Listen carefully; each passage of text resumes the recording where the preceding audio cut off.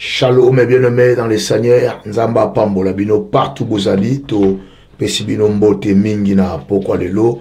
Merci beaucoup pour votre fidélité dans votre chaîne d'édification chrétienne, la Cité des Refuges officielle TV. Merci beaucoup, bien-aimés, partout Bozali, to Pesibino Mbote Mingi, bien-aimés, partout. Nabandaku, Bisika Nyonso, Ezoni Bino, Mokonzi Apambola Bino. Merci beaucoup. Le Seigneur est au contrôle. Nzambe ya motema malamu. Nzambe ya solo. Nzamba solo. Pourquoi Nzamba solo? Na mabota ebele. Nzamba famille musude kozokola. Bazo l'action Nzambe. Pabi Nzamba famille yo. Et famille bazo reconnaître mutu bwende Nzambe. Et famille bazo reconnaître loko bwende Nzambe. Et loko bweba lia kate, nyama bweba meka kate, nyama ekila. Pourquoi ekila? Parce que aza considéré comme Nzambe na kati na tribu wana, na kati na clan, na kati na secteur, et na kati na ba famille bele. Alors Nzambe ya solo azaga moko. Ya solo ba Nzambe bakozala. Et Nzambe ya Boya Zali, Nzamba Sida Zali, Nzamba Ouest, c'est vraiment na katina histoire à Nzambe, Nzamba solo agamoko.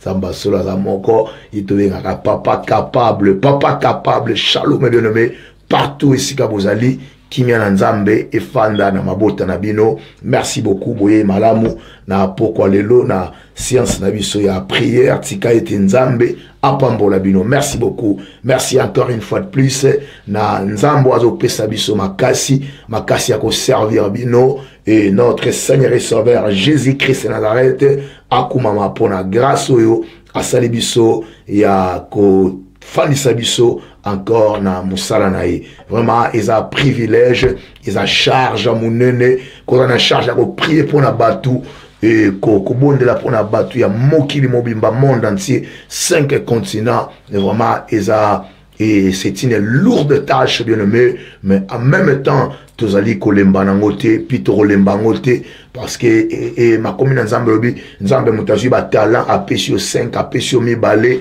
apesio moko, oazwaki mo wakundi, oazwaki misato a multiplier, ainsi de suite, ezandenge moko, eloko moko soki salameli muntu, ingo baka Nzambe, Nzambe yebi ba capacité ya mutu wana, yango apesi eloko wana, Nzambe yebi gestion na ye, Nzambe préparé. Il nous arrive souvent, eloko mutu msoaza nango, ngana mona fagi ndezala nga, yazo mérité yango te, comment ye, pourquoi ye, tala âge naïe, tala tout consort, il y a de multiples raisons, oyo, et me warabatu, il y a mon qui l'obozo salamela mutuana, il y a méritant, ngande mna méritango, ngana méritango, na koma poto liboso naïe, ngana méritango, mukanda na ngai za makasi, kolega, gloire au Seigneur, shalom, bien-aimé.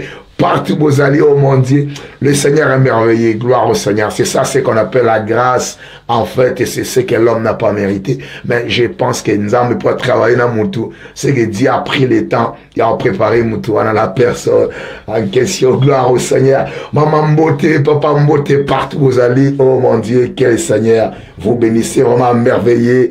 Merveilleux, vraiment, il y a qu'au servir bino na pourquoi lelo, Nzambe akumama, oui, Nzamba akumama.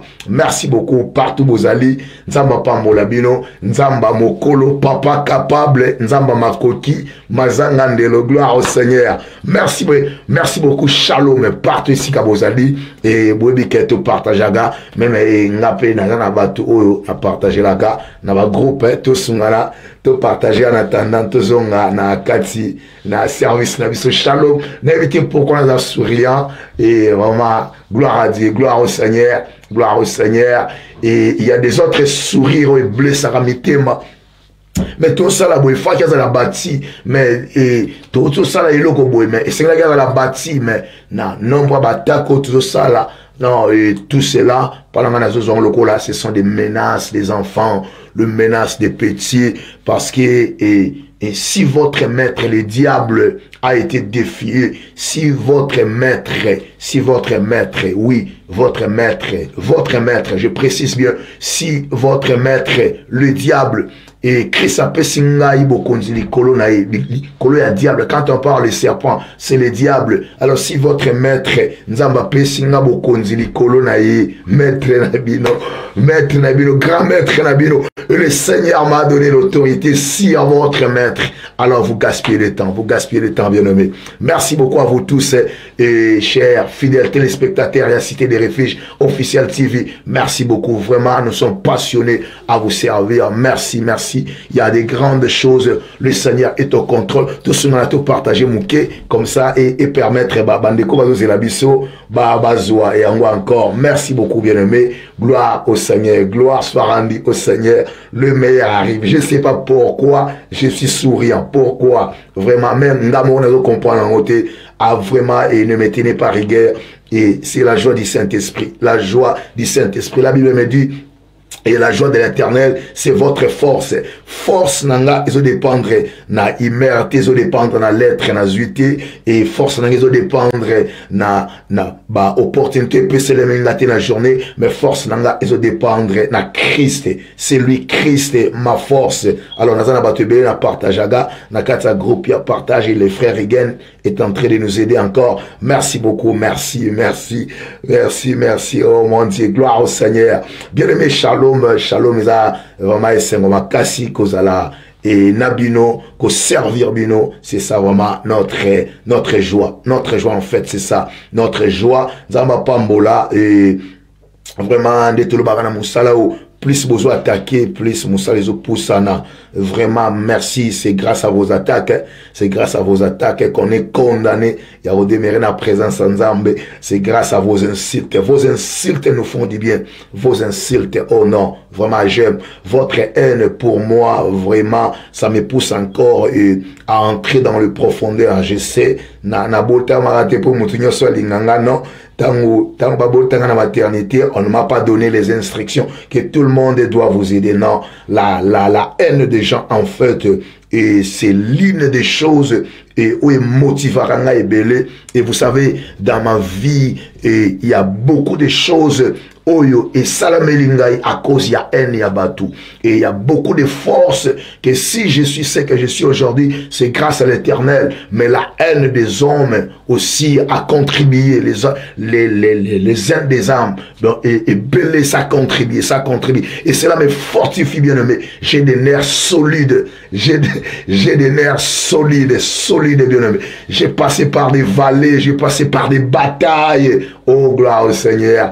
Vraiment, tout ce que vous faites là, vraiment, c'est enfantin. Gloire au Seigneur. Alors, bien aimé, est-ce que c'est coïncidence? Et les 25 juin, Pasteur Caleb na émission à lobby et pesi audio nyon swazanango toazo linga boma yeba éliminé. Alors le 27 juin, Pasteur abanda voyager na autoroute, ana voiture na autoroute milinga ya bleu et comme bima. Mon Dieu mon roi, milinga bleu comme bima et c'était mélange. Oh mon Dieu, non, vraiment, vous êtes gentil. Il a dit mélange, il y a milique, il a dit mélange, il y a acide, et puis il a dit mélange, il y a miliki. Et na pétrole, mais mutuka ya omogoza ya mazout. Et que ça a été mutuka et koufi, mutuka ngo ils a pu réparer. Alors, et on est salami 2 jours après, Pasteur a dénoncé Bilokona. Et la semaine prochaine, pirater compte, toazo kota soumingité, pirater compte, toazo kota te. Alors, tangu to bongisi piraterie wana échangé du kuboye moto nandako ya Pasteur. Le fait, bien aimé dans le Seigneur, on parle du fait, mais ce qu'on a vécu le dimanche, non, vraiment, il faudra avoir des nerfs solides, puisque et ça sent comme le film, le théâtre, et vraiment, et ça encore fraîche dans la mémoire, mais et c'est ça la foi. La foi s'éprouve devant les obstacles que Utsiki moto so pelanandako, on en est confité, mais il y a aucune église au côté à Sangomalamu, parce que ça n'a pas amour, faut pas la guérir, faut pas biki sama. Merci beaucoup bien aimé et Nzamba sali pengolu et mote koufi lobito tomoni bande onsu babunga kala bamonani. Alors merci, merci bien-aimé, c'est le Seigneur qui est notre force. Ne vous en faites pas, on va pas céder, te abandonner, te non parce que non. Plus on attaque, plus ça nous motive encore beaucoup plus. Alors bien aimé, shalom à vous tous.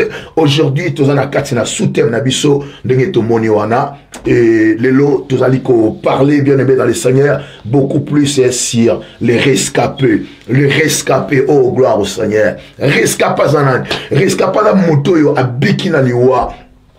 Rescapés à la mutu oyo danger mo salameli. Danger na falagi éliminer. Danger na falagi bomaye, mais na grâce il y a une force. Grâce à une force terrible et Moutouana est vaincre. C'est ça. La personne en question a rescapé. Rescapé à Moutoua bikina liwa. Rescapé à Moutoua bikina danger. Rescapé à Moutou oyo. Alors na katina vinaye pendant que Moukini bazo tala balobi a sukiawa. Nzamba lobi te o ezamba la sukate na pesi mbala mosusu. C'est ça un rescapé. Rescapé Moutou à l'ekina danger. En fait c'est un survivant. Moutou a survivre, Moutou a survécu, danger yandenge. Bien aimé dans les Seigneurs, pose à la rescapé, pose à la survivant, il doit y avoir un événement malheureux. Un événement malheureux, un événement où non c'est fini pour naïe. Non, vous savez dans quatre mokili, une impression pour ma kamabe comme la motu. Il faut que salimabe, il faut que montali sumu, il faut que salamabe na katina vina. C'est ça même apôtre Paul. Autobika na naufrage na mai tango masue ningo zinda nzamba biki sibango. Apôtre Paul ayazo bakoni batsa moto parce que chauffage ezalagite, chaleur à moto et épaisse bango et vraiment et ça la bango malamu parce que bautaki na naufrage. Alors tellement qui vous a koni vu près à kangami na loboko barbare batele babino mutu aza meurtrier mutu aza mutu mabe autika ko bika sikoyo kaka ma elinga kemela bango kaka sikoyo vipère susena loboko na ye vipère nyoso akangami na loboko na yo na pokwa lelo akuya na kombo na Yesu vipère aza classe ya diable vipère aza classe ya serpent or serpent aza incarnation ya diable et la Bible me dit bien aimé dans le livre ya Luc chapitre 10 verset 19 la Bible me dit oh bien aimé dans les Seigneurs je vous ai donné le pouvoir de marcher sur les serpents de marcher sur les scorpions et sur toute la puissance des ténèbres et rien ne pourra vous nuire. Je déclare, rien ne pourra vous nuire. Rien ne pourra nuire votre mariage. Rien ne pourra nuire votre santé. Rien ne pourra nuire vos enfants. Rien ne pourra nuire votre ministère. Rien ne pourra nuire vos santé. Rien ne pourra nuire à vos visions, à vos rêves, bien nommés. Est-ce que ma rêve n'a bino et comme en réalité n'a combo na Yesu.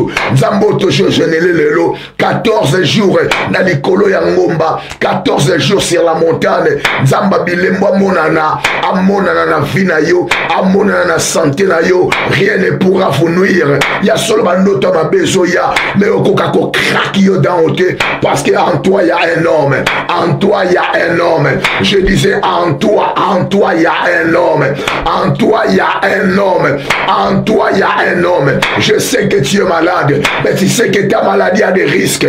Mon Dieu, mon roi, mais maladie ne s'en a risque, maladie ne s'en a kati. Oh kati na yo, il y a un homme.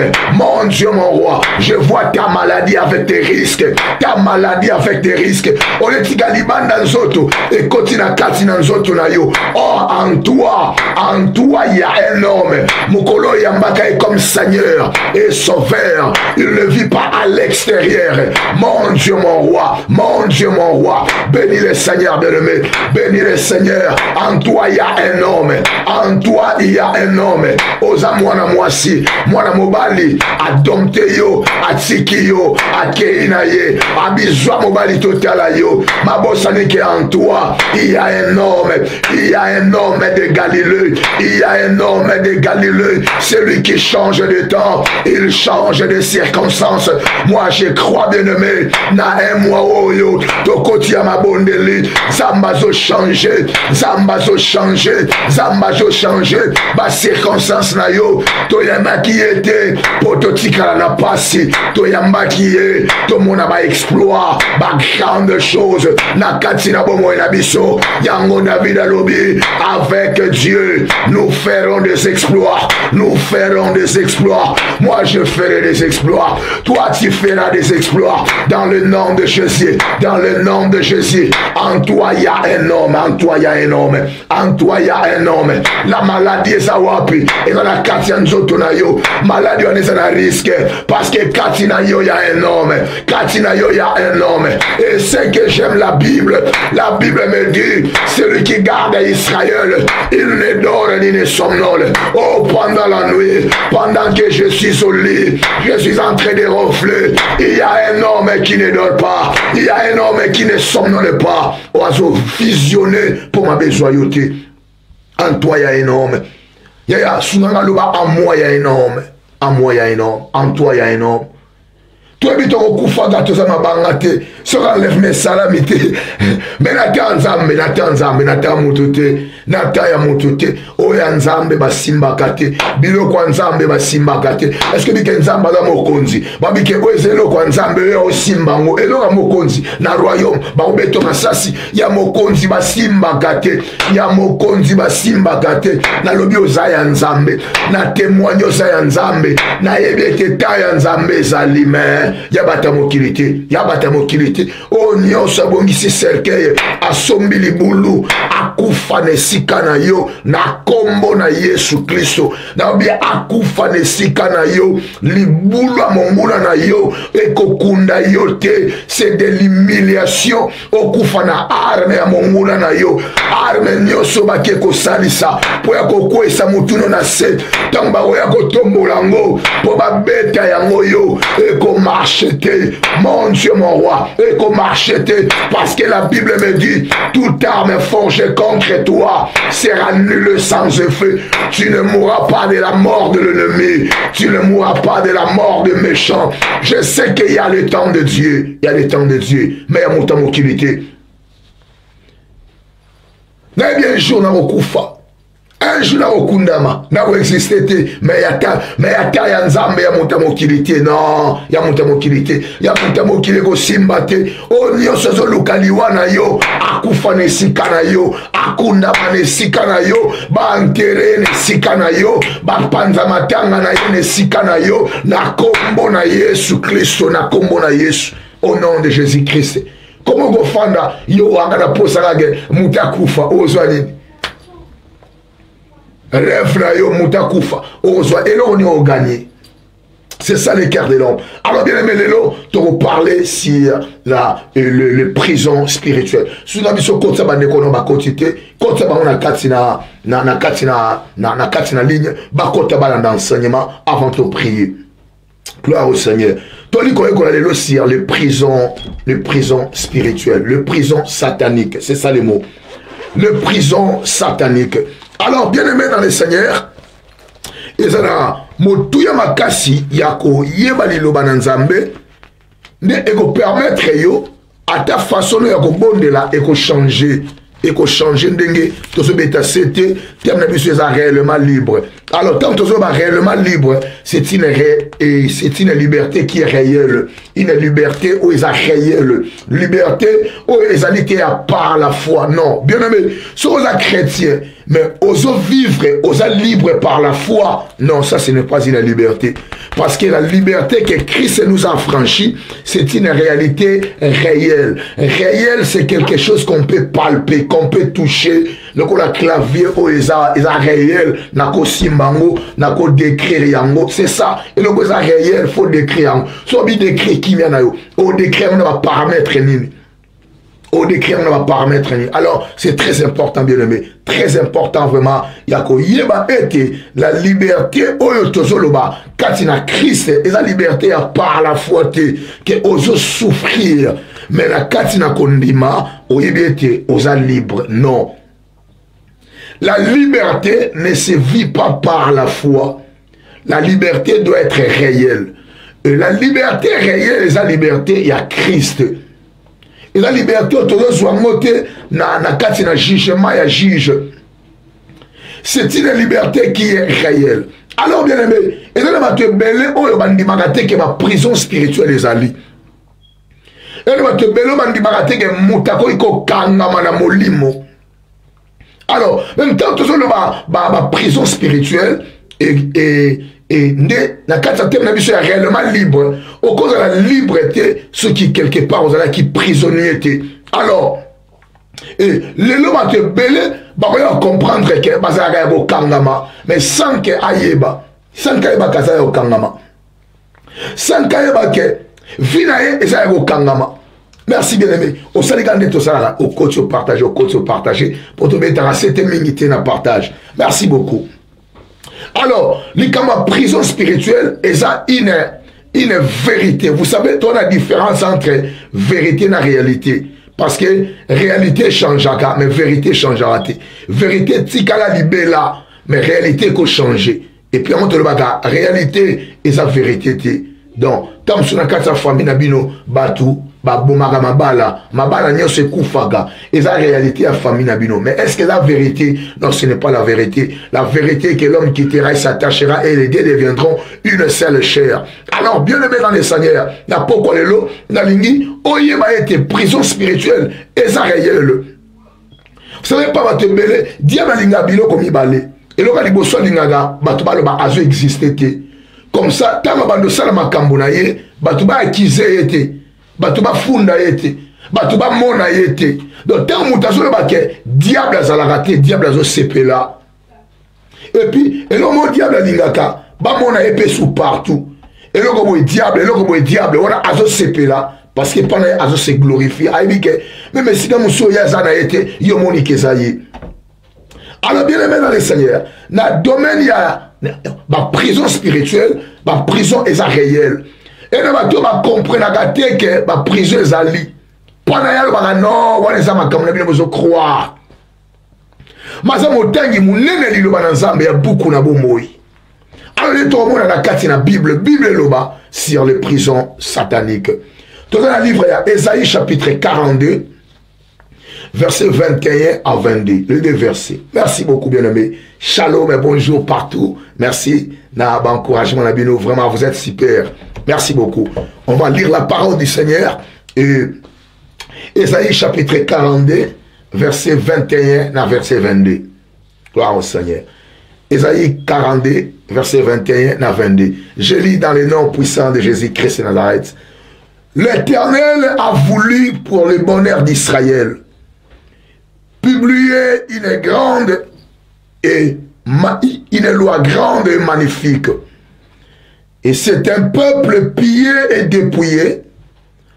On les a tous enchaînés dans des cavernes, plongés dans des cachots. Ils ont été mis au pillage. Et personne qui le délivre, dépouillé, et personne qui dise restitue. Amen. Et si quand tu entends prophète Esaïe, azali ko pesa biso lisolo o eleka kina katina Israël. Mais eloko moko ya motuya na verset 21, abina biso te nzambe alingaki bonheur ya Israël. Et zoya ko zala ko compléter parole ya Jérémie 29 et 11. Je connais les projets que j'ai formés sur vous, projets de paix et non de malheur, afin que vous ayez de l'avenir et de l'espérance. Dieu a un projet de bonheur, bien-aimé. Nakati na vie na yo, ata obotama libanda ya libala, nzamba na projet ya bonheur pour na vie na yo. Parce que ceux qui nzamba lingite muta obotama te. Pour muta botama, ba docteur balba ke mwana botami, il faut nzamba linga. So nzamba lingite mwana obotama te. Alors, quelle que soit condition, circonstance botamela yango, on a un projet à bonheur. Dieu a un plan de bonheur pour notre vie. On a pas tous souffrir pendant longtemps, c'est vrai, la souffrance, et la réalité, la bonne condamnée, la vérité. Mais nous avons un projet à malamu pour nous. But belé à souffrir, Abi Nzambe. Pourquoi on a souffert? Non. La souffrance ne faisait pas partir du plan de l'Éternel. La souffrance ne faisait pas partir au plan de Dieu. Même jusqu'à maintenant, il peut y avoir une souffrance, mais pas une souffrance à perpétuité. Une souffrance par rapport au temps de Dieu, une souffrance liée à l'épreuve. Nzambazolinga mirir foi na yo, Nzambazolinga kolisa kondima na yo, mais il faut na ebande li pe na suka. C'est comme il kende na vie na yo mobimba, ça ce n'est plus le temps de Dieu. Wale comme le romusus. Alors bien aimé dans le Seigneur, na domaine il y a prison spirituelle, tu fournir une information biblique et belle ou ekosunga bino makasi. Tu expliquer dans ma communion avant de compter dans détail. Nzamba na bonheur plein ya bonheur pour Israël. Mais peuple Nzamba na plein ya bonheur pour na bango, bazo talisa biso vini ni oyo peuple bazo vivre. Mais baza na bonheur les a réservé. Baza na ba promesse. Il y a des grandes choses. Baza na vision. On a émoni sur la makambe belé. Mais bah écoute détail la verset 22. Bah bien que bazali peuple baza pillé, moutou baza pillé za mouto yo. Bah jibilo qu'on a une voie mon légalité. Bah jibilo qu'on a une voie mon normalité. Donc on a lelo moi si yo ayebi ko batela libala, mazana libala tina maboko na ye. On a moi si yo ye akoyi kwa nimenda kuna ye ndako ezwi vie sengo. Mais azana libala tia na mariage tende balwaka. Mutu na kingo ana mayakate. Mais azana mayaka na kingo te. Azana sapatu lokolo rolate la moezate. Oyo azana lokolo sapatu ezate. Mais azanga sapatu, azanga lokolo na sapatu. Ele batu bele bazabwe ba piller bango biloko. Et quoi na sana ngote non pas parce que la temps de Dieu non, mais parce que ba piller yango. Copier zali kozwabilo kamutu na voie moko illégal. Kozwabilo kamutu sans consentement na ye, c'est ça piller quelqu'un bien nommé. Il y a beaucoup de vieux à piller, il y a beaucoup de foyers à piller, il y a beaucoup de dessinaux à piller à bango. Alors, babila biso va piller bango et puis va dépouiller bango. Ko dépouiller en deux sortes. Et zali ko silisa mutu nyonso. Tu peux dire que l'ongolo y a valeur. Bah il y a kuba jusqu'à biloka valeur. Bah tike bilo ba sapato ba sani ba verre. Donc ba dépouiller nda kuba zunionso. Et bah tu vas vivre dans mon loyo. Oh ba joua bango nyonso. Oh ba kanga bango nyonso. Na sama bela zo souffrir kaka. Na sama bela kaka pasi na vinaye. Mais tout le monde peuple qui pille, qui dépouiller. Dieu avait préparé les bonheurs pour la vie na bango. Quand on prie, on dit le meilleur arrive. Le meilleur c'est le bonheur. Le meilleur est le qu'on a le salamate. Na famille nanga, na vie nangai. Mais nga nazo prier, nazo croire que le meilleur va arriver. Ma boko nange ko toucher meilleur. Meilleur est un nene. Et sa version, une bonne version, et l'eau qu'on a perdu. Meilleur est un nene. Et une nouvelle version. Il y a l'eau qu'on a kani. Sagane na bungi sango. Vilange suki nango. Zokanzamba zo préparer le meilleur. Quand tu perds une bonne chose, mon Dieu, mon roi, Dieu prépare le meilleur. Il faut que les bons partent pour que le meilleur arrive. Meilleur est arrivé dans via motomoko, na santé na yo, na bana na yo, bana ba uti na libumu na yo, ils seront meilleurs. Bana ba uti na mokongo na yo, ils seront meilleurs. Dans le nom de Jésus, Dieu a un plan merveilleux, bien-aimé. Dieu a un plan merveilleux. Et le diable va utiliser les prisons bien-aimé. Bon, bien biso, bateau a bon ici bonheur pour la bango baza piller, y a mis bané baza dépouiller. Donc piller la dépouiller. Ben comme biso était ba enchaîner bango na katia caverne, peut ma plonger bango na cachot. Alors, par là tu dois comprendre sans tout côté la dictionnaire que prison ezali effet à copier peut ko dépouiller mutu. Ezali effet à ko enchaîner mutu. Pour Moutou, à vivre bonheur, on a préparé là qui est. C'est ça le but, il y a prison. Diable a tali, moi si moko, tali mobali moko. Ah, le mouton, ça va plein malheur. Comment on a empêché pour vivre en côté? C'est la prison. C'est la prison. La prison, c'est l'unique place où on peut pour progresser.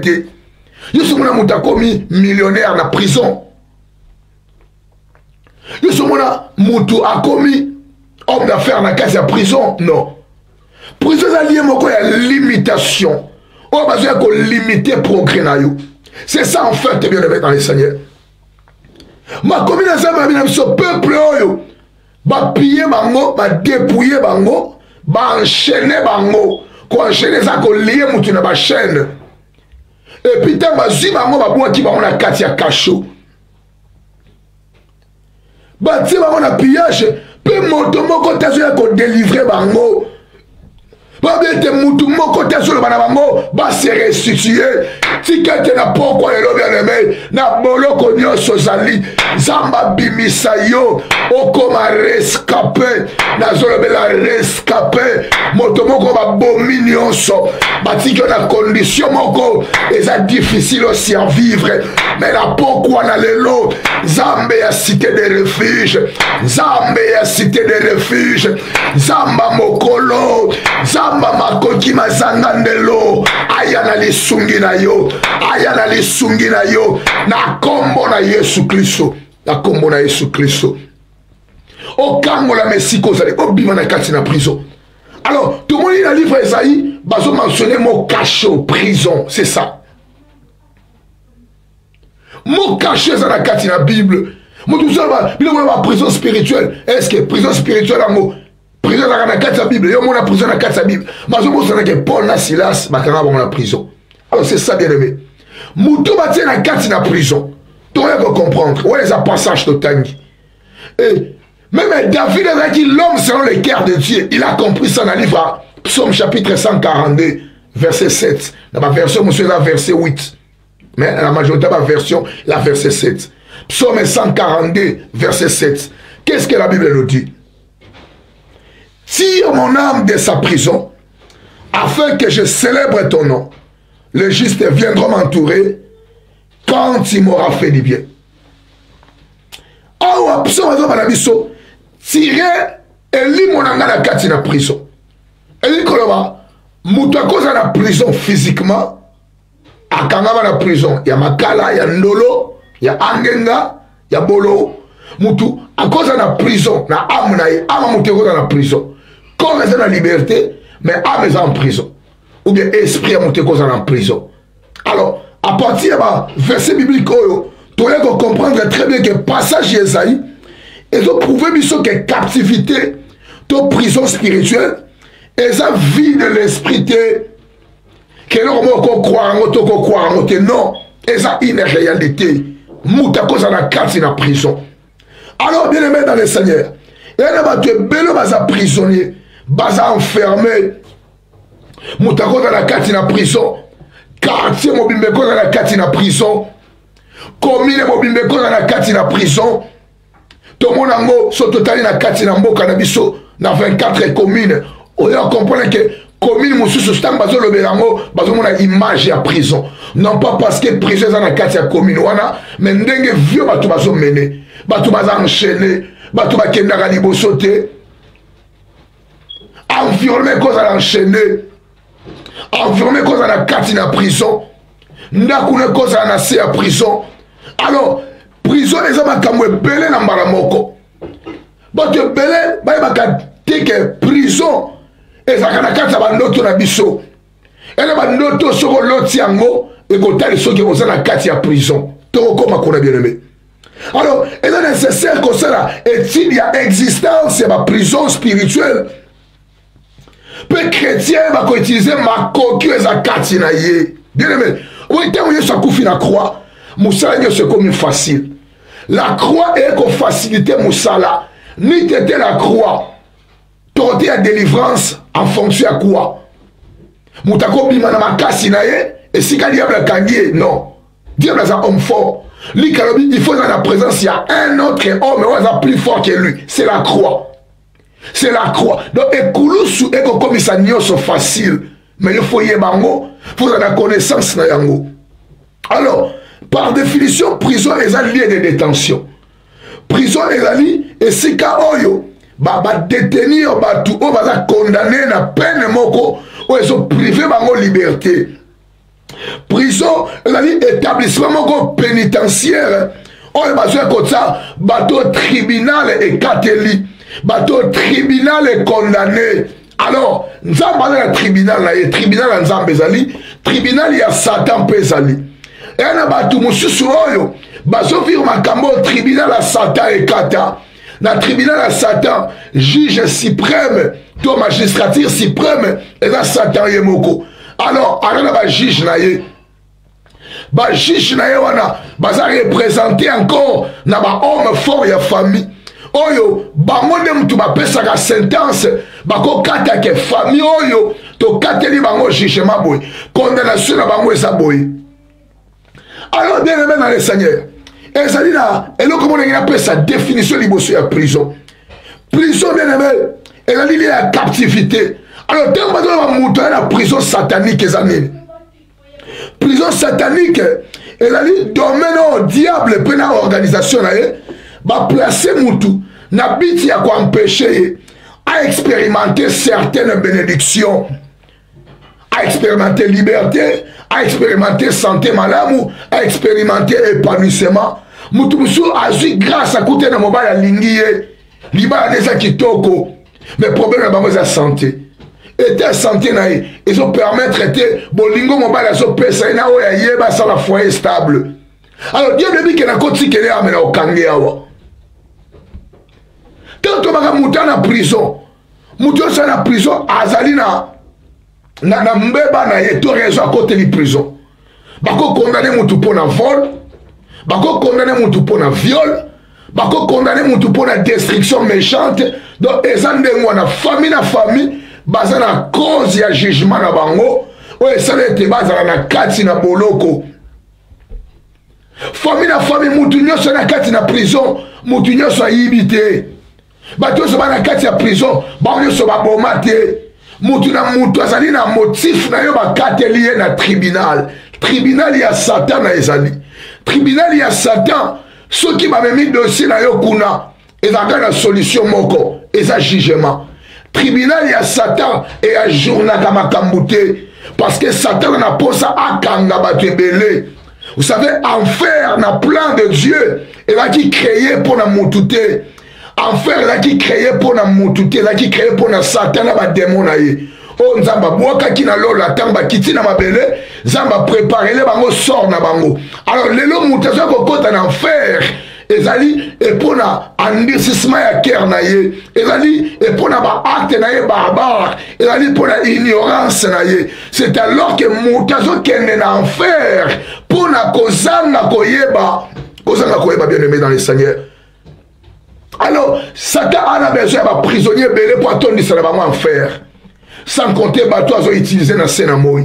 Alors, Nzambe va te mettre là. Nzamba bolingo. Pourquoi Nzamba bolingo a ça là sera monté dans le feu éternel? Non, bien aimé. Dieu est amour. Et Dieu est souverain. Souverain la montagne à la torte. Souverain la montagne à la torte. Vous savez, dans l'école primaire, tangaka na katsa cours ya français dans la katsa école secondaire na bonsomi ba batal sala biso paraîtrait que là na président moko français moko ba président français a lobaka eloko moko na erreur mais rien wana pour couvrir en ba tika on a dictionnaire bon tu éviter c'est la seule tu as le quota. Alors pour nous tester ça que souverain à la torte souverain nzamba la souverain bien aimé nzambe toko pese torte. Ata moi na botami lelo akufi lelo nzamba na towa ala souverain. Un souverain ba to confondre nzambe na mutu. Souverain n'a pas de tort. Oh nyonso nzamba zo sala ate si motema nanga ezana raison. Oh nyonso nzamba zo sala ate memelinga blessure intérieure ezana raison. Il est souverain. Souverain azana torte asa nyonso na raison. Bien aimé dans le Seigneur. Dans la prison spirituelle, et là, domaine au diable, allait qu'on placer pour empêcher yo, ou expérimenter ma bonne chose, ou expérimenter ma grande chose. Bah, famille Moussoussou, bah, dans la prison, dans domaine professionnel. Bah, que dans la musique, dans la misala, bakosala misala moko ya mike bamosusu kutu ya standard na ye te ya vie. Famille mosusu prison na bango ela domaine na mabala batikela bango nyonso, batikela bango beauté, batikela bango kitoko, batikela bango kolamba koloba te, mais prison na ye ezaka domaine na mariage. Batu mosusu prison na ye batikela libala, batikela kolamba nyonso mais bakangi libumu na ye. Batu mosusu prison na ye tope lié ya emprisonnement na ye eza na domaine ya bétide. Ça veut dire na famille wana ela mutu moko te akoma na université. Mutu moko te asilisa université parce que domaine des domaine bakangeli bango. Si vous moni na kati ya famille na bino bakanga na domaine na bétide, c'est que diable a ebi na famille na bino vous avez des cerveaux moteurs. Vous avez des cerveaux oyo comme sous ba savon makobi na ligne makira na bino. Alors esengeli ba sacrifier yango. Nde ba te bele ba souffrir na ba domaine wana. Prison et la situation oyo et leur permettre dans le monde à ténèbres et dans emprise l'icône na yo qu'on établir ma limite mort on a vie na yo. C'est sa prison bien aimé.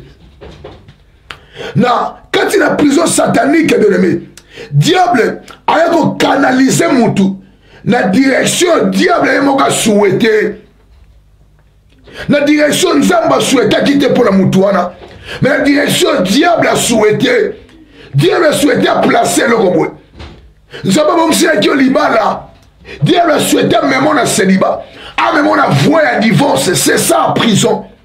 Prison, c'est volonté à diable, volonté à diable, volonté à diable, bien aimé. Alors, mon dit dans le Seigneur, quand il y a prison, et ça, quand on a prison spirituelle, elle a symbolisé dans 3 mots.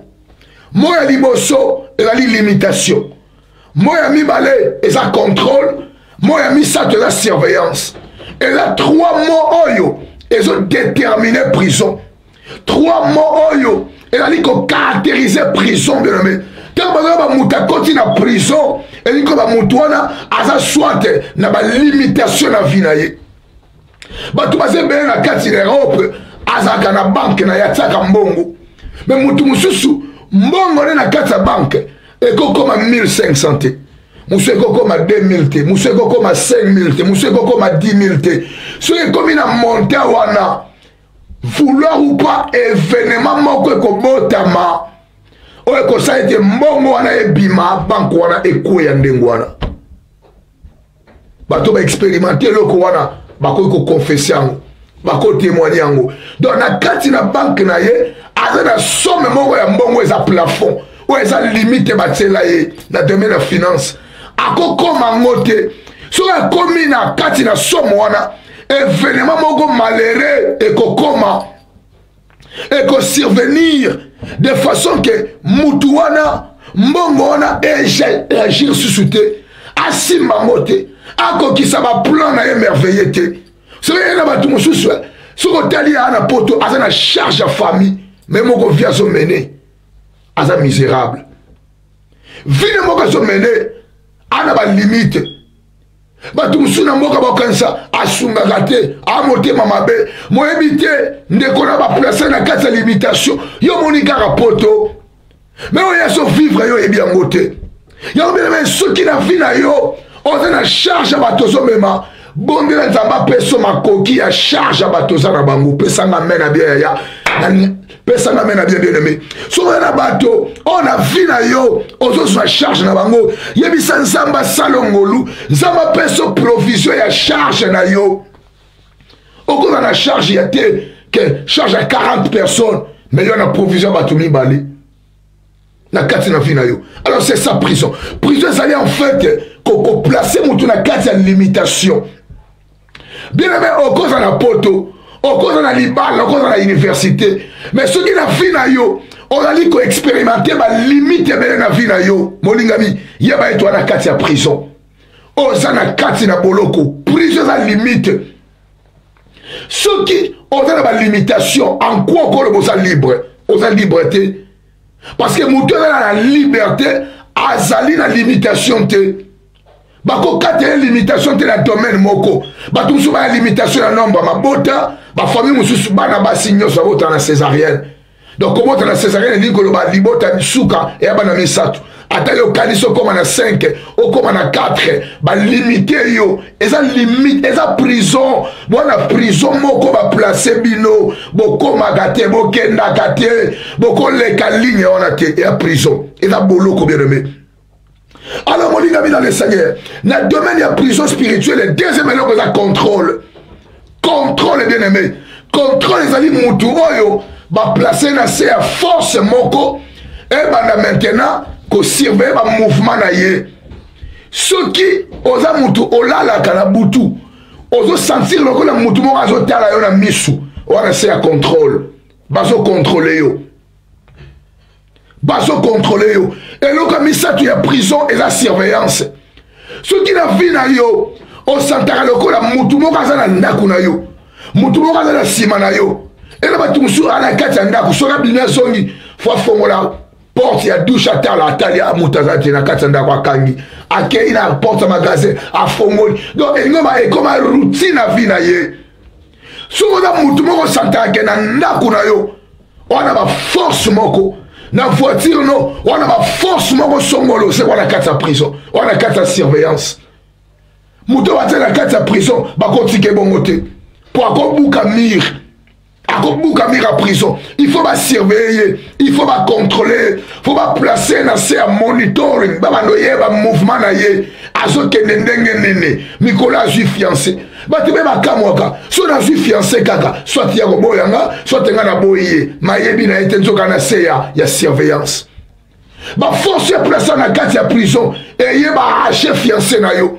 Mutu sakolela alinga kaka mingi non na ebité to kabona kaka bongo c'est parce que on a la surveillance ba limita yo on est siko boko commenter na mobali o mona tno muta fanda bo ana harmonie ba pesa lo lango ya kilo na yete non faut be beza bongo soit akuta mobali mo ba balinga mibali balinga bangote moko meke no mutana foyer moko baso déposer le lango ya ko déposer o mona esa bona nete me mutakoma souriante na ndako no esa bongote c'est parce que ba limiter ye na mobali no boko koma wate non te harmonie te bien faut suka awa bo pesa ni mbote et silinde mwana c'est parce que na domaine de ténèbres ba meki ko limiter makambo na bomo na ye. Alors bien aimé dans le Seigneur na kati na prison pour na côté na kati ya détail na le mamoko oyo molinga bi dans le Seigneur et tant nzamba révéla ki ngai et sala ki ngai et nzoto malili c'est vraiment une révélation batu so ba na kati ya prison ezali caractérisé na 3 sortes ya batu o ba na kati ya prison la prison spirituelle baza 3 batalibo so bana kati ya prison et le la garde à vue to bango mingi à partir ya ba France à Belgique et pana biso abengango ezali et police custody. Alors garde à vue ezali garde à vue ezali mesure moko yo ezo permettre na police ba garder mutu na ba loko na bango pendant durée moko ya limité. On a la première genre yabat. Tant on est la prison spirituelle, genre yabat liboso ba la kati ya prison. Quand na bango loko la garde vue. Ba la garde vue. Alors, yo ga mutu muso ba to kena ki mabondeli, ye kamwa mi ngam na mema ye na karaboy. Ndeko na mema na cité les réfugiés ngai. Na pesa invitation ya côté à prier. Mais kamwa mi ngana tikaliboy. Mais le premier aspect de la prison est la garde à vue. Garde à vue, les amis, Batouyo va garder pendant qu'un mot seulement limité. Dans la loi, la garde à vue, et ça va garder pendant 24 à 48 heures. Ce qui permet de donner ici, OPJ, officier de police judiciaire, et Seigneur a renouvelé le mandat pour garder la carte à garde à vue. Ce qui te comme infraction, la police va garder Moutou illégalement. C'est ça. Moutou va placer dans la carte à garde à vue. omona mutanga bondeli likambo na ye boye abimi abondeli problème na ye esili abondeli likambo na eke boye wana baza bajare ya bato ya liboso bana kati ya prison parce que garde vie eza mpe prison. Alors deuxième genre ya bato oyo bana kati ya prison bango baza na garde vie te mais bango bazali oyo tozobenga baprévenir en instance de jugement. Prévenir en instance ya jugement aza nani? Aza mutu oyo garde vue ntango batali babi te mutu oyo ye pene aza mokwei fo bamema ye na kati na prison. Mutu oyo bakoti na prison me nano asamba ya suka te ana kati ya prison sor na ye nano basela yango te sor na ye ayebi yango nano te mazozela bakata etumbu na ye. Genre ya bato oyo babenga bango baprévenir en instance de jugement. Donc bakangi ye en attendant bakata likambo na ye ala na boloko en attendant basele sor na ye bayeba soki bakokatele pene nini. Est-ce que bakokatela ye 5 ans bakokatele 10 ans? C'est ça bien aimé Seigneur. Quand tu es en prison ezali ko marcher presque ndenge moko na boloko ya bomoto. Elle va te bakanga bango me bana na garde vie. Bakanga ya na prison ma na garde vie. Il suffit de la prière moko 2 minutes la chambre dans ba yo ya kangolami. Mutena kata garde vie na domaine spirituel. À cause de la yemoko sali prière auto délivrance à kangolami a bibi la prison. Garde vie bien aimé Seigneur. Mutena kata garde vie. Bazomona ye azana ye na risque makasi te oya ko causer la police. Va maîtriser, va garder. Deuxième genre, il y a bateau dans la prison.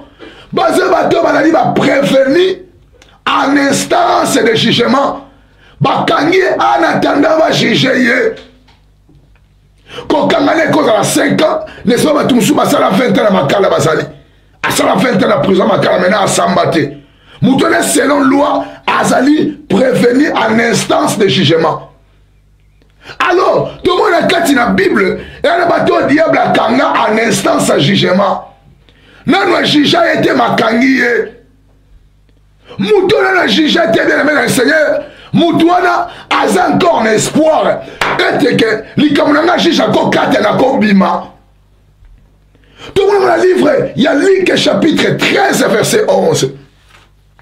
Luc chapitre 13 verset 11. Tout le monde a ndeko azalaki un prévenu en instance de jugement bakangi. Donc muto azali prévenu en instance de jugement muto azozela ye basor na ye aye bapeine na ye aye bakondane na ye ana prison maintenant nous bakondana ye te. Alors j'ai ya bato aboye bien aimé dans le Seigneur. Luc chapitre 11 verset 13 natangi na kombo na Yesu.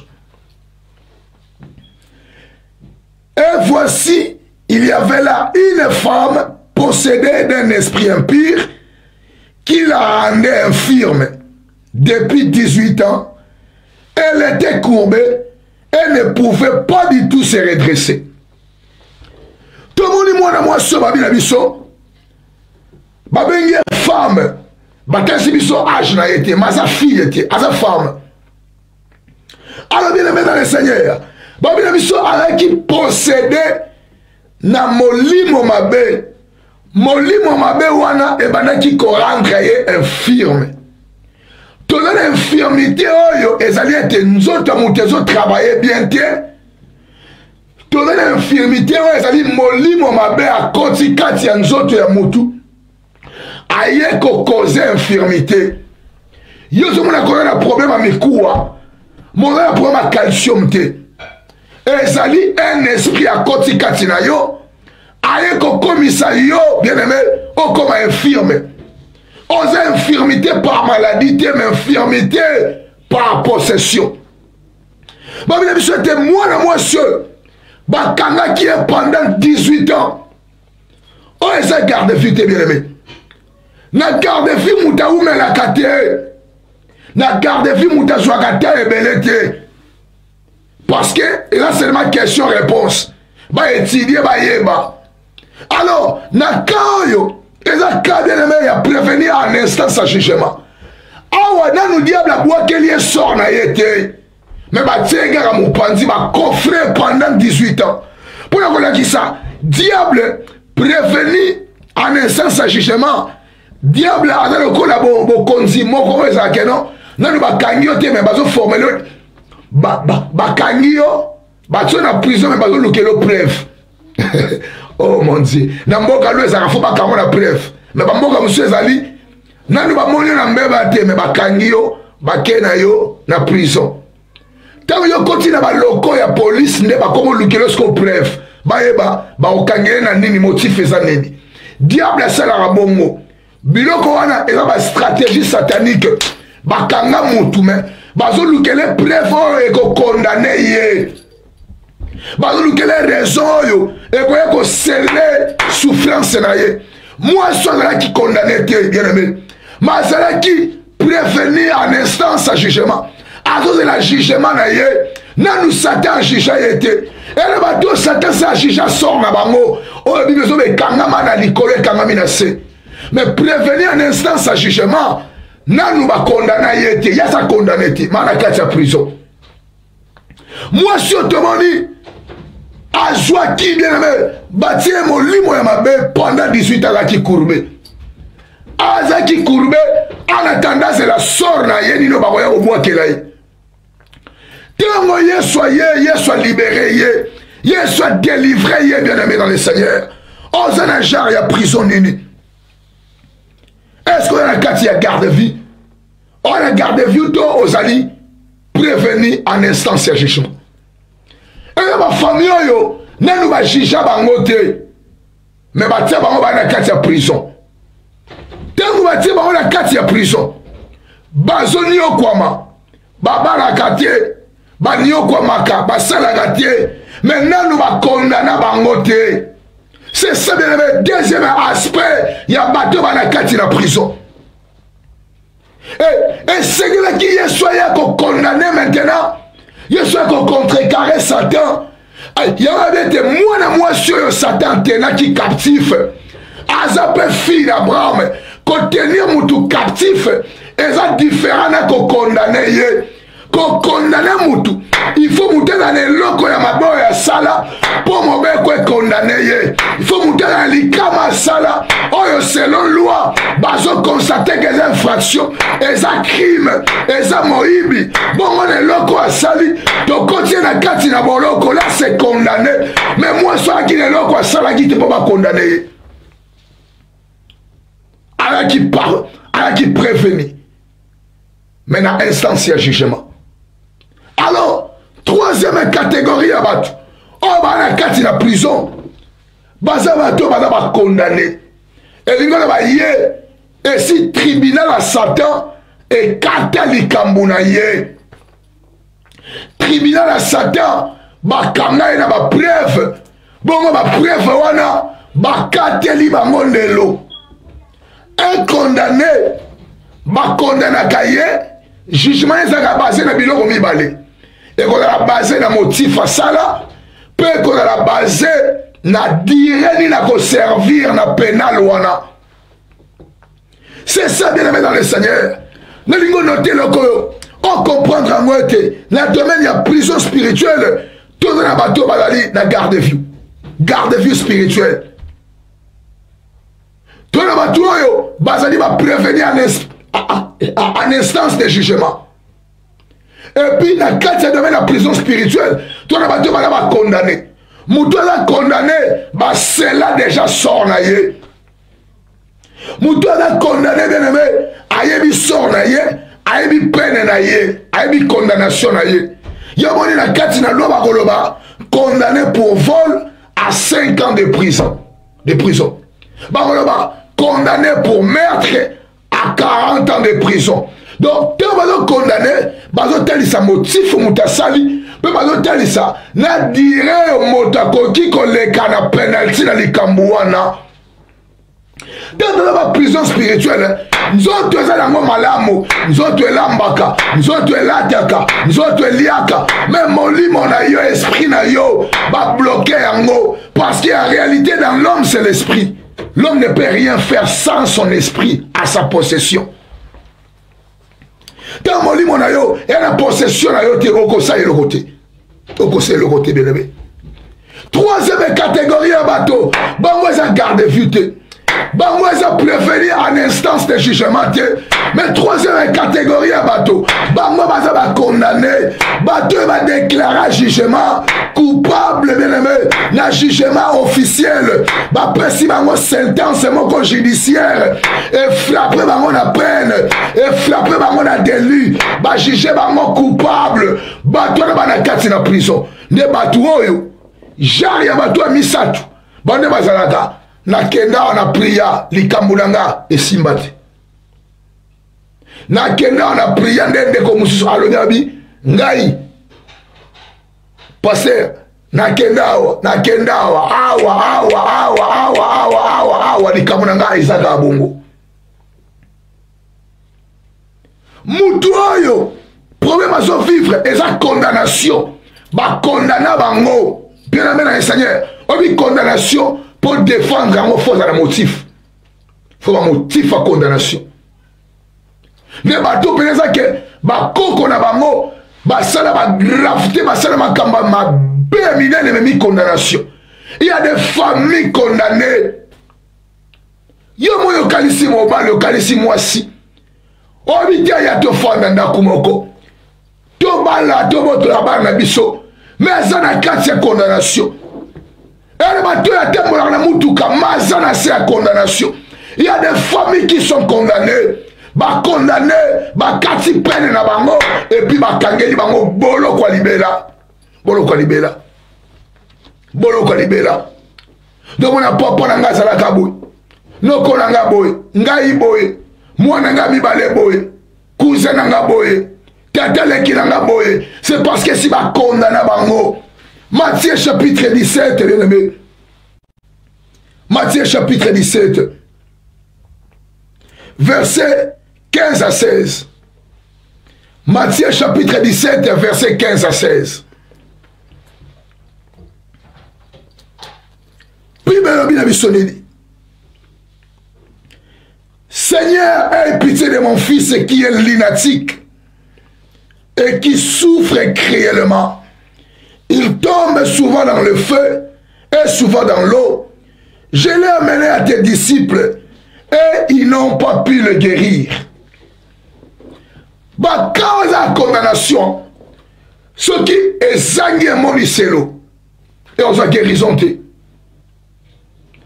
Papa le bien, Kolo, yokela mwana ngai mawa, aza lunatique. Et le connaisseur qui sa mwana oyo, alaki a sa condamnation. Parce que sort les qui scellé na lunatique. Oh, eza image ya épilepsie. Et la maladie mususu. Ce qui na kati na famille wana, et là sa condamnation à famille wana. Ba condamna bango na domaine boy.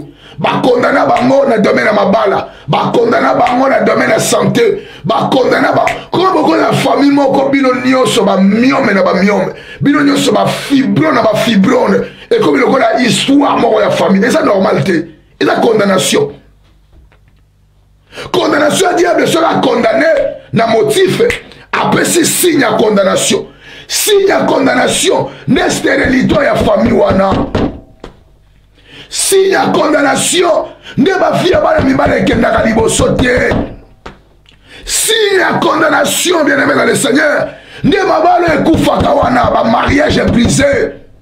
Mutu moko ta fana na libala moko. Signe à condamnation. Ne mwana tata na ye. Et la condamnation, femme va condamner bango. Mutu va condamner na sema bele awa. Ce qui est souté et le wesale maté. Mutu va condamner na sema bele. Ce qui l'ont laté et le wesale maté. Et l'oko moko ko sale maté et le côté. Yo to papa le bi na même bien na ba yekoli na yo. Ba yekoli ba bondeli. Ba imposer maboko. Ils ont prié mais ba kokie le côté.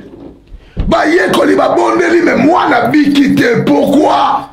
Parce qu'elle a qui condamné. Y'a un mori, la cité des refuges. Mon spécialité, c'est la révélation. On ne prie pas parce que tu peux signer de prière ou simbi, tu fais la même prière en toi, mais on pas moutou moussou. Non. On dit, Ce qui est dans le domaine, selon ma prison, on va échouer. Pour Moutoumoussi, il y a 6 000 points à la garde à vue.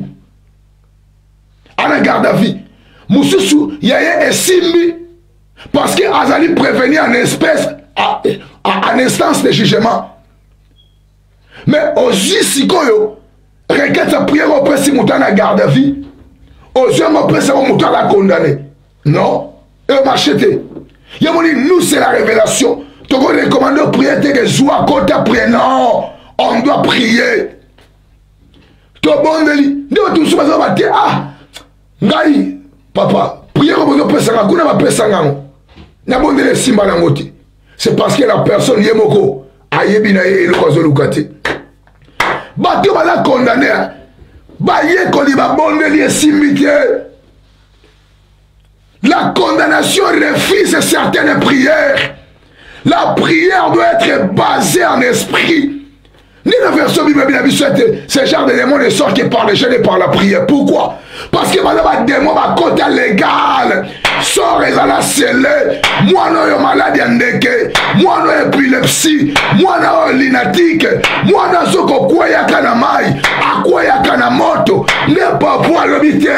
Ne me maille pas Yesu. Ne maille pas Yesu, mon disciple.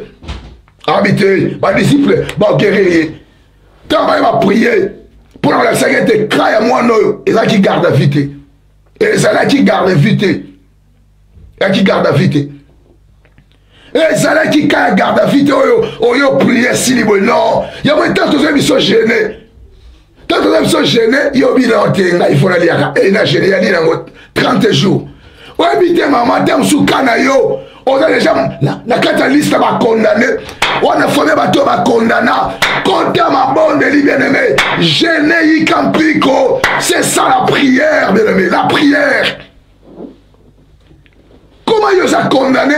On vivre sûrement, on a monté la garde à vie. Non.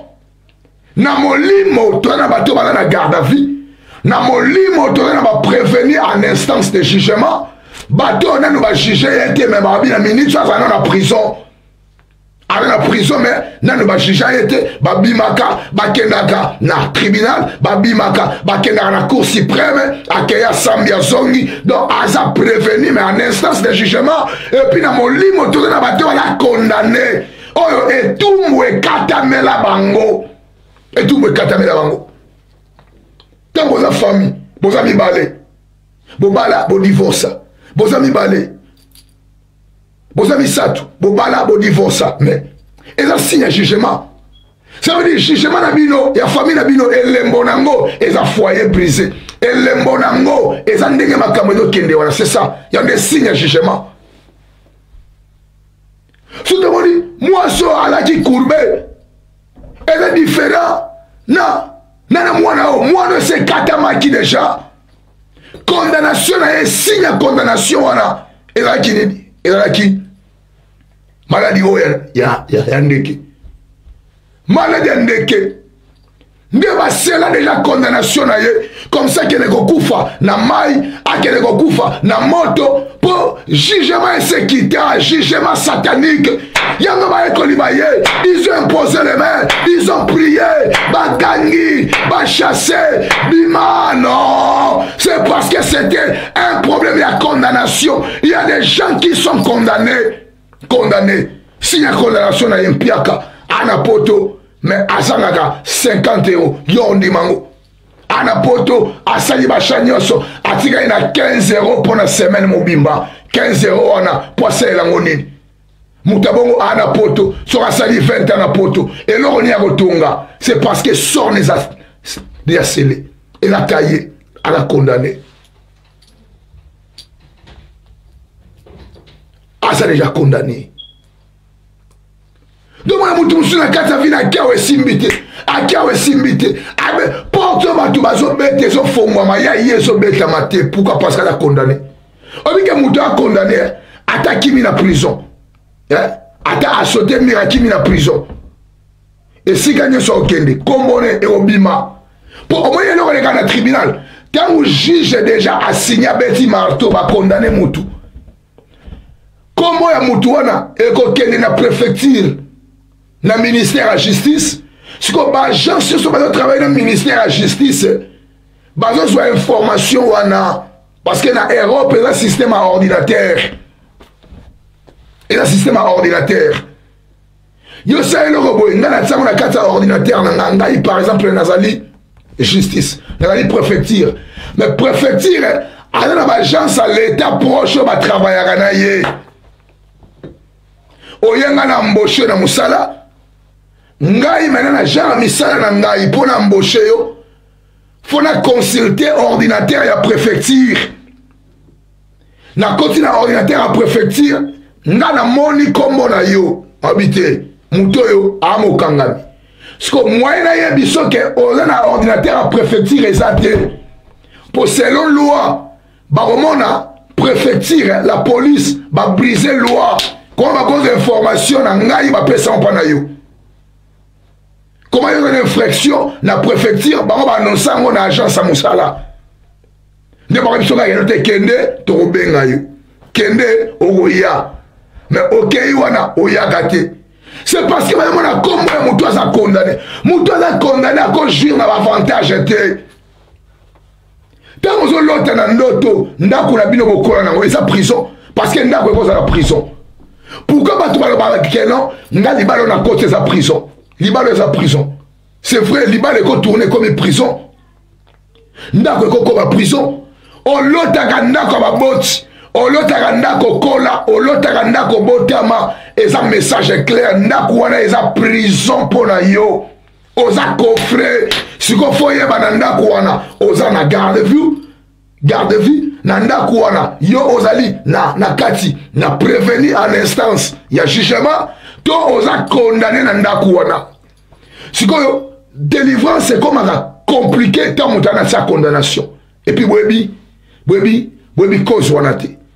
Mais heureusement, Yesu tanga koufi na croix. Abinabiso maintenant il n'y a donc plus de condamnation.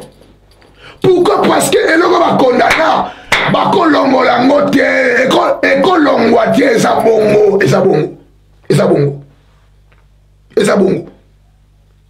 Bien aimé dans le Seigneur, n'engagez maloba oyo, ozwa boyebi, ozwa elikete, esengelo bima na kati ya prison.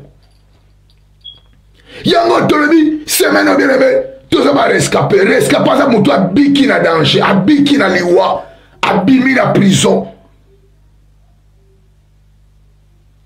Si maloba oyo ozanani, na kana yo, ozanani. La lingi, avant de prier, il faut se localiser. Est-ce que Kanayo est à garde à vie? Est à garde à vie? Kanayo est allé prévenir en instance de jugement. To Kanayo est allé condamné. Tu vas gagner la prison, mais parce que garde à vie est à prison, est à prison. Est à prison, c'est vrai, est à locaux, il y a police, mais à prison, est à locaux.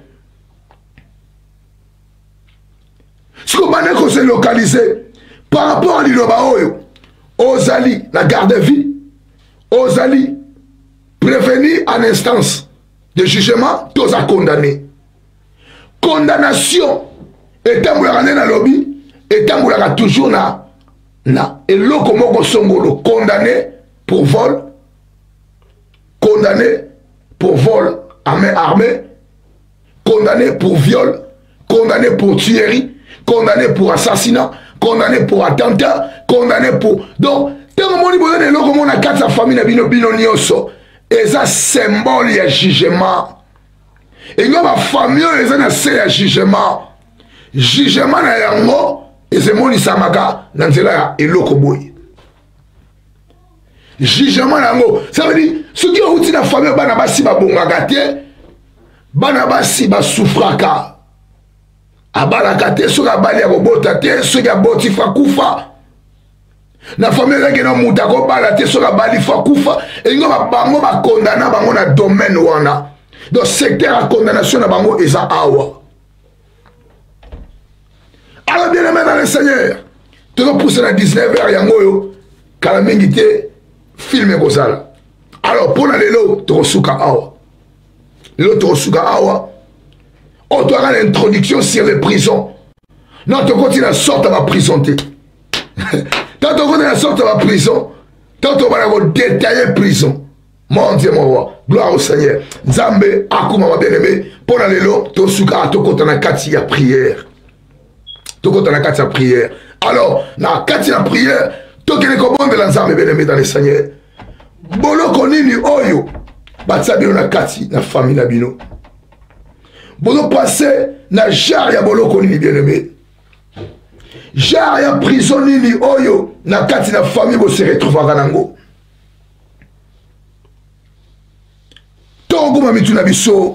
Bien-aimé dans le Seigneur, te prier.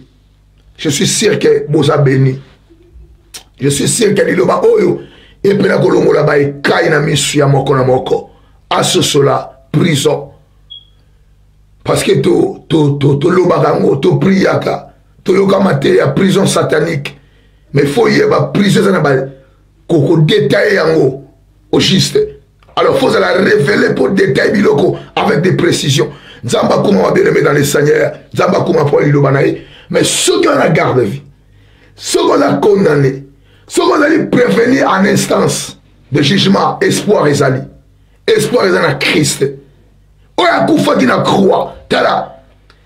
Tala mona Nzamba ya latine sota bomoto, makile sopana, engolo ba ebele. C'est le sang qui annule la condamnation. Na tomana lingo comprendre. Moutouzé la bien, ah, na bonne le simbate. Donc, pour na yesoga bondeli, il faut simba. Mazobo sanake, mousous y a la garde à vue. Mais yo sali condamné. Des sigas, toro bande la lobby, comme ça, et toro yebandeni, oyo toro sunabino bien aimé. Alors, na 20h45, dans le film, et na 0h, prière à délivrance.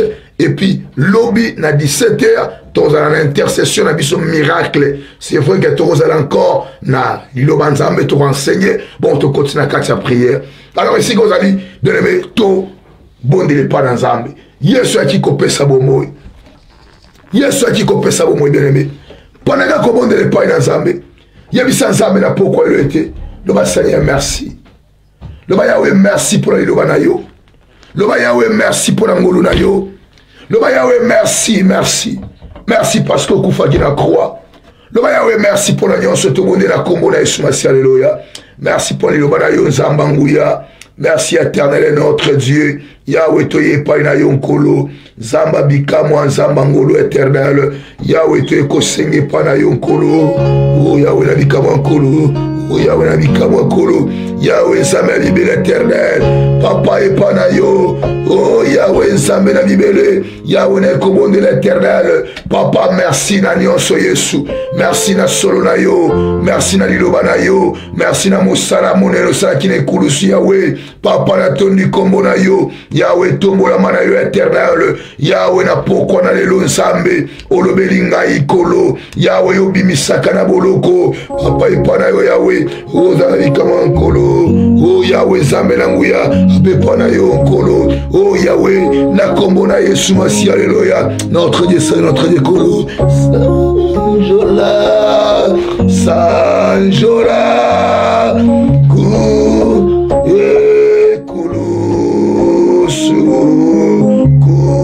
Kunaye akufere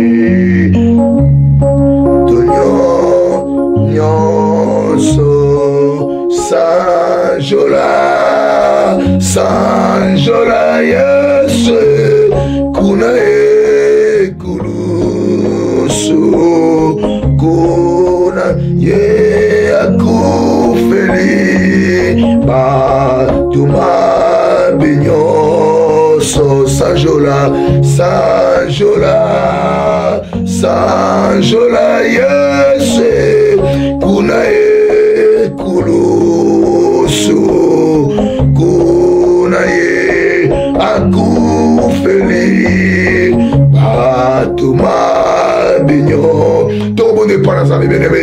Tu veux être prisonnier de façon yo. Façon qu'on limite le mouvement ya mutu.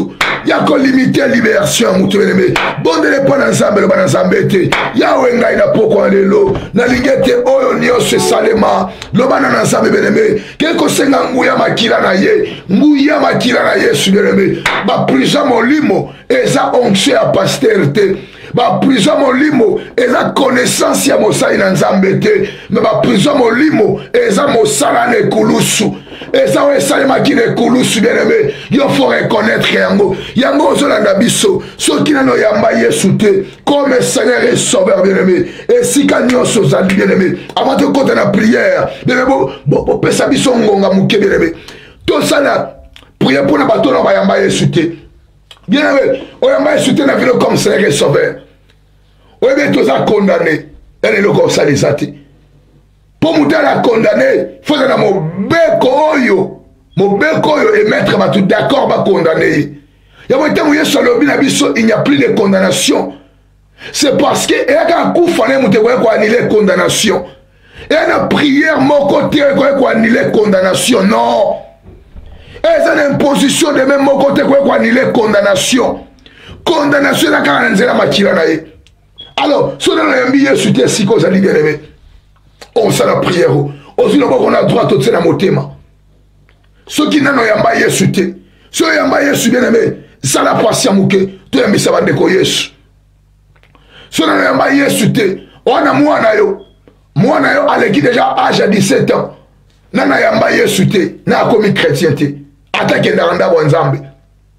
On a moi à moko, on va nous mener l'église de départ là comme moi.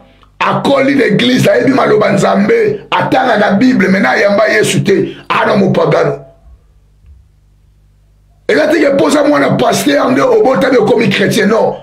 Cause a chrétien ba hérita ngote ba komaka yango. Ba bota maka chrétien te ba komaka chrétien. Alors, so ina yamba Yesu te mais ça la prière aussi kozali. Si ma motema répétez na maloba o. Kaka na nzela maloba o Yesu okota na bomo ina yo makambo ko changer. Oh, comment maintenant valide il y a aussi la prière au tout tout ça le bankolo Yesu Masia na yeli boso na yo nazali moto ya masumu na tambwisaki bomo na ngai moko nazalaki mosika ya bokonzi na yo nazalaki na sena boumbu ya satana kasi lelo na sosoli pe nazwi décision natika mabe na ngai nakabwa na nzela nyonso ya mabe naboyi kosalela mokili lelo nayambi yo na bomoi na ngai comme Seigneur et Sauveur kota kati na bomoi na ngai yokela ngai mawa limbisa masumu na ngai kotala mabe na ngai te yamba ngai na ngolu na yo olobi na makomi na yo venez à moi vous tous qui êtes fatigués chargés je vous donnerai du repos pesa repos na molimo na ngai komisa ngai mwana na yo na nguya na yo makila na osopaki na ikulusu ejinga ngai epetola ngai yamba ngai na ngolu na yo molimo mosantu na yo kobanda lelo akoma kotambwisa ngai natambola lisusu ngai moko te merci mpo yambi ngai na royaume na yo merci mpo nakomi mwana na yo na kombo na Yesu Kristo amen. Bien aimé to betela bande ko bayambi Yesu maboko betela bango maboko bien aimé beta le coup pour nkolo encourager bango na bieti bazali gloire au Seigneur encourager bango bien aimé ao yambi Yesu koti na famille na biso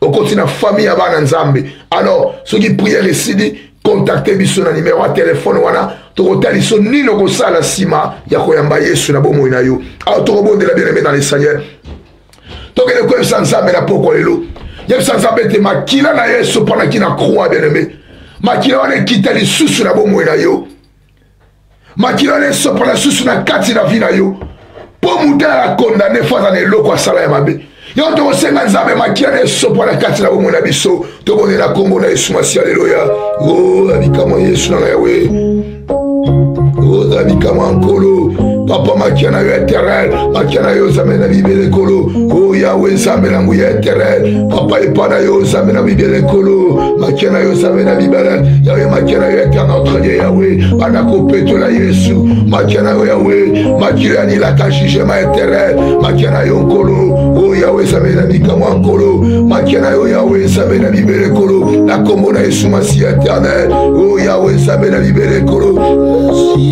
yawe zamena makiana yo makiana yo zambe na bikama konanga yawe makiana yo yawe zambe papa peto na poko l'éternel oh yawe zambe na bikama yawe makiana yo nkolo bela makiana Yesu bien-aimé dans le Seigneur makiana Yesu bana kopeto la bien-aimé makiana Yesu bana kopeto la bien-aimé Yesu kona na kombo na Yesu masi alléluia makiana yo yawe zambe na libere kolo alléluia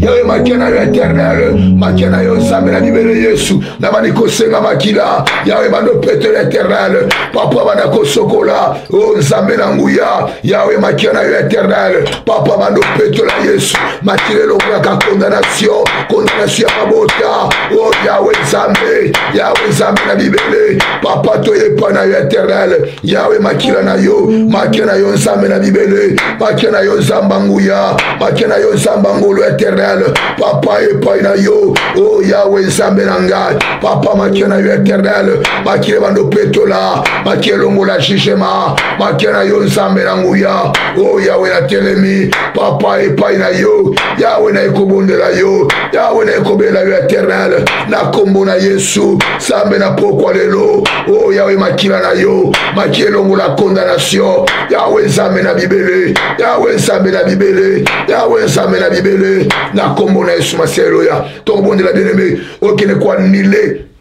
jugement nyonso libota na yo eza bafamille oyo bavivaka na se ya jugement eza na mabota oyo bana se ya jugement yo bondele mpa na nzambe na ntongo elo bando kite jugement bando longwa na se ya jugement jugement ya soloka jugement nyonso ya famille na bino bando longwa bien-aimé bando longwa bando bima na se ya jugement bando bima na se ya jugement na nguya makila na Yesu mpe na kombo na Yesu Kristo tobonde na kombo na Yesu masi alleluya au nom de Jésus Christ éternel yawe nzambe na bibele na bandiko bima yawe jugement nyonso ekweya bando bima bien-aimé bando bima na se ya jugement bando bima na se ya condamnation ekweya bandako bima bien-aimé molinga mibima bandako bima bien-aimé bando bima bandako bima penza bima na se ya jugement na peso mitindo bima na lobi bima bando bima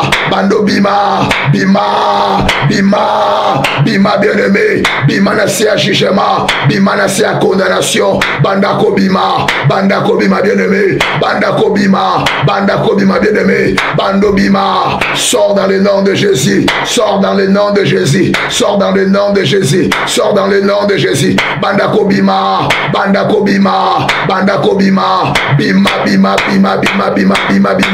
bima na kombo na Yesu bima na kombo na Yesu bima na kombo na Yesu bima na kombo na Yesu jugement nyonso famille na bino condamnation nyonso ekondana bino ekondana bana basi lelo etika bino na kombo na Yesu na nguya makila condamnation babwakela yango moto te babwaka yango makila banda kwanile onyose kondana bavia bana mibali tala bandeko na mibali na vie est-ce que se retrouva tala bandeko ya basi bando bonde la bien-aimé eza jugement o bakwesa likolo na bango likolo ya bana na yo ebando kweya na kombo na Yesu masi alleluya au nom de Jésus-Christ tokobondela epai na nzambe bien-aimé bolinga miloba na nzambe ete lelo bimisanga na kati na boloko na eta ya jeune nazali loba nzambe bimisa ngai nabima na boloko nabima na prison oyo tobondela na kombo na Yesu masi alleluya au nom de Jésus Christ éternel yawe nzambe na bibele yawe nzambe na bikamwa Papa epai na yo Yahweh na ekobonde l'éternel Yahweh na ekosenga na yo o nzambe na bibele Yahweh bana na yo babando bima babima na boloko nyonso babima na prison nyonso molimo Yahweh babando bima éternel babando bima nzambe na nguya bando bimisa bana na yo na boloko nyonso molimo au nom de Jésus-Christ éternel Yahweh nzambe na nguya au nom puissant de Jésus Yahweh na pourquoi le dos bando kangola au nom puissant de Jésus-Christ, Alléluia. Na kombo na Yesu Masia. Bien, mesdames les seigneurs, to clôturer awa. Les actes d'introduction. Na bonde la pona yo. Seigneur na tikili bota na ona maboko na yo. Nzambe na bomo ya éternel. Tika ete na poko na lelo. Obimisa bango na kati na condamnation. Bimisa bango kati na boloko nyonso. Nguya na yo se manifester encore kati na bomo na bango. Grâce na yo nzambe continue encore ko agir pe ko sala. Oh nyonso eza yo te kue na kombo na Yesu Kristo. Nguya na yo telema pe se manifester encore nzamba nguya éternel. Oh nyonso na kati na boloko abima na kombo na Yesu Masia. Liloba opesi biso nzambe. Oh bien vous connaîtrez la vérité et la vérité vous affranchira. Tika ete connaissance la vérité na yo. Oh eza liloba na yo et affranchir bana na yo. Yahweh était tant aussi ça un mois mabonde yo. Oh bana qui condamné Yahweh bana la franchi na kombo na Yesu nguya na yetele malisusu kati na bomo na bango na kombo kitoko na Yesu nzambe awa bazo fongola chaîne oyo oyo kangama ke fongwama na kombo na Yesu nguya pengolu na yo et se manifester na bomo na bango dans le nom de Jésus-Christ de Nazareth netolobi merci Seigneur Jésus-Christ de Nazareth amen amen que mettez les collés sur beaucoup. Gloire au Seigneur, merci beaucoup bien-aimé. Nzamba pambola bido. Alors bien-aimé dans le Seigneur, Toto Bondeli mingite. Pourquoi? Parce que les acquis introduction. Alors et Seigneur Nabi Soto Zouata vous expliquer Maloba. Pour à partir il y a l'élo déjà aux en a idée il y a nino yoko bonde là parce que semaine liboso toto kenda qui n'a pas dans l'introduction semaine où ils allaient semaine il y a les rescapés alors on a rescapé te toucher souté mon sous il y a ma prison satanique et c'est que maintenant aux en a connaissance pourtant on te prier parce que toto mon a qui la semaine passée Toto pesa qui parole de 3 jours et puis me connaît ce tigali là qui prière la prière donc on a taille belé à vous prier pour na auto tikoyoka alors na 20h45 beaucoup te belé pour na film la bien zali et so continuer toujours merci beaucoup tout le monde bien vous continuer ko baki sama ebelé vous continuer ko kota ebelé nzamba pambola bino 20h45 bien aimé tant au côté retard la partie importante et koleka déjà alors boya ebelé tout s'inspirer dans quatre films total nino to ko yekola pour toi appliquer on a ba fina biso alors bien aimé dans les seigneurs bon il y a 0 heure dans la prière à délivrance beaucoup ta belendeng boso kota toujours alors lobby et na 17h tozala na quatre programme toujours toi à l'intercession mais tu continuer programme na biso enseignement prière merci beaucoup na bino nyonso bien aimé beau passer Tamala dans une heure du temps ou dans une heure quelque chose. Merci beaucoup. Zamba Pambola Bilo, Zamba Pambola, équipe technique Nyonso et Cité des Réfugiés officiels TV. Merci na Moussala Kitoko. Bien aimé, bon continuer à partager. Toi na posa, bien aimé, bande ko belo amona na rasuté, bande ko bazonge la biso, bande ko belé bazonge belé. Bien aimé ndeka to sa kilobi. Omoni de côté, au komika komo na commentaire. Omoni, toi na pese communiquer, tabo koma gindenge batu bakota gebele. Alors bo salamo, batu belé ba ibi ke to tika ba film. Nzoka to tika gite, la ki faza ko bundisa biso po batu bakota mingi. Alors il faut yebage, tamu yo pambo na mateya na film na prière. De cité des refuges à Azobitumba. Alors il faut bon de la mingi pour la cité des refuges. Te mettez partout bozali bozana biso de cœur. Moussala o eko kufate, moussala o tire soya. Merci beaucoup na bino nyonso. Alors nzambalola apambola bino to kutani dans quelques minutes bien aimé ou bien dans 1h30 pour la film na biso oyo tobanda kilobi. Merci beaucoup à vous tous.